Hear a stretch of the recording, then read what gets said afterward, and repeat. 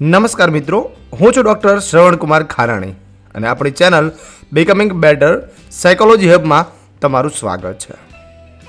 મિત્રો, તમે ક્યારેય એવું વિચાર્યું છે કે ક્લાસમાં જે વિદ્યાર્થી ગણિતમાં હોશિયાર હોય તે મોટે ભાગે વિજ્ઞાનમાં પણ સારો જ હોય છે, પણ એવું કેમ નથી હોતું કે તે સંગીતમાં પણ એટલો જ હોશિયાર હોય?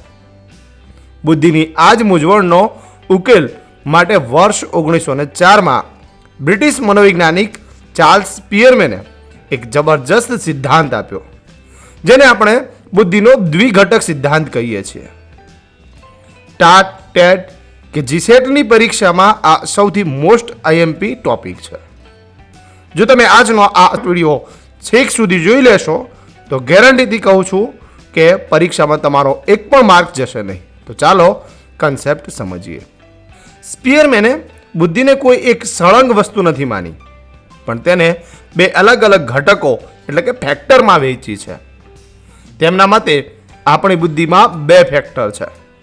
પહેલું છે જી ઘટક, જનરલ ફેક્ટર એટલે કે સામાન્ય બુદ્ધિ, અને બીજું છે એસ ઘટક, સ્પેસિફિક ફેક્ટર એટલે કે વિશિષ્ટ બુદ્ધિ. હવે આ બે ઘટકો વચ્ચેનો તફાવત હું તમને એક એવા ઉદાહરણથી સમજાવવા જઈ રહ્યો છું જે તમને કોઈ પુસ્તકમાં નહીં મળે, માટે ધ્યાનથી સાંભળજો. સૌથી પહેલા વાત કરીએ જી ઘટકની, સામાન્ય ઘટક.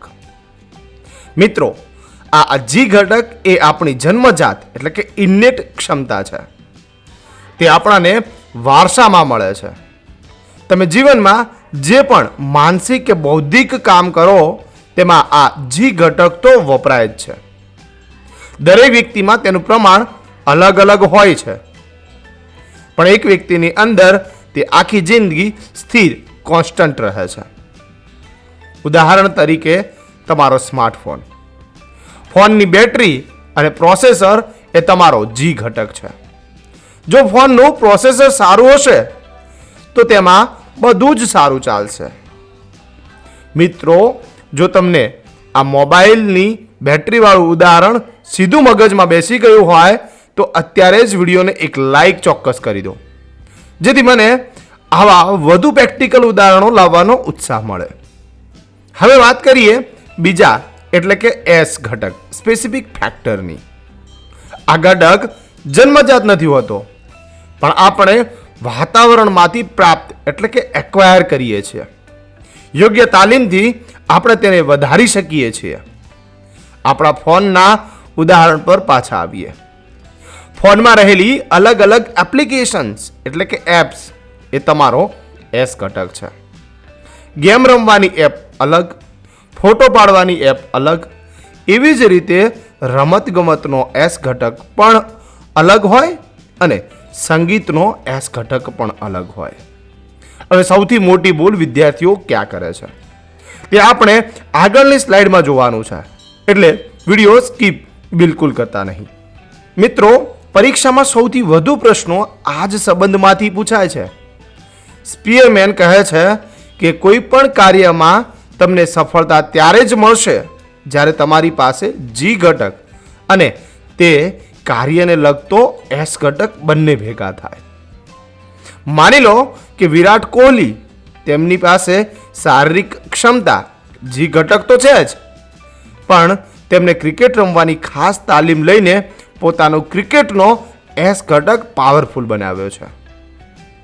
હવે જે છેલ્લી સ્લાઇડ આવવાની છે તે એક શિક્ષક તરીકે તમારા માટે ગેમ ચેન્જર સાબિત થશે. હવે છેલ્લી અને સૌથી અગત્યની વાત, શિક્ષક તરીકે આપણે આમાંથી શું શીખવાનું છે? તો આપણે વર્ગખંડમાં દરેક બાળકની જન્મજાત ક્ષમતા એટલે કે તેના જી ઘટકને ઓળખવાનો છે, અને ત્યારબાદ તેને જે ક્ષેત્રમાં રસ હોય તેની ખાસ તાલીમ આપીને તેના એસ ઘટકનો વિકાસ કરવાનો છે. વિદ્યાર્થીઓને વ્યવસાયિક માર્ગદર્શન, વોકેશનલ ગાઈડન્સ આપવામાં આ સિદ્ધાંત ખૂબ ઉપયોગી છે. તો મિત્રો, આ તો સ્પીયરમેનનો જી અને એસ ફેક્ટરનો સિદ્ધાંત. મને કોમેન્ટમાં જણાવો કે તમારા મતે તમે કયા વિષય કે કળામાં તમારો એસ ઘટક સૌથી વધુ વિકસાવ્યો છે. જો તમને આજનો લેક્ચર પસંદ આવ્યો હોય તો વિડીયોને લાઈક કરો, મિત્રો સાથે શેર કરો અને આપણી ચેનલ બીકમિંગ બેટર સાયકોલોજી હબને અત્યારે જ સબસ્ક્રાઇબ કરી લો. મળીએ નવા વિડીયોમાં. આભાર.